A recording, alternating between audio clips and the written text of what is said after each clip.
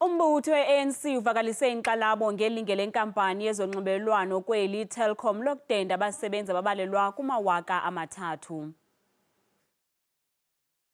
iTelkom ithi ukudendwa kwabasebenzi kuzakuchaphazela icandelo layo lentengiso i-OpenServe kunye namanye amacandelo.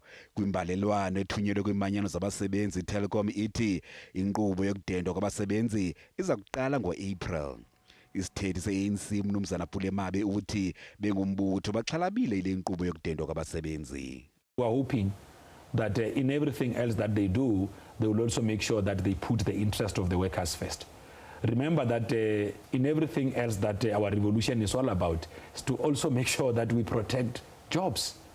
You know, I mean, the three fundamental questions that we seek to resolve well within our own strategy and tactics is class, race, and gender.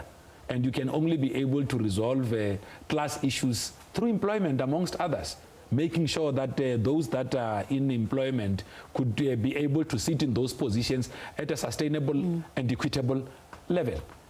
Kodwa nangona kunjalo uMnumzana Mbabe uyathemba ukuba ingxoxo nemanyano zabasebenzi zizawuhamba kakuhle kwaye banethemba lokuba kungafikelelwa kwisivumelwano sakuxolisa omabini la maqela.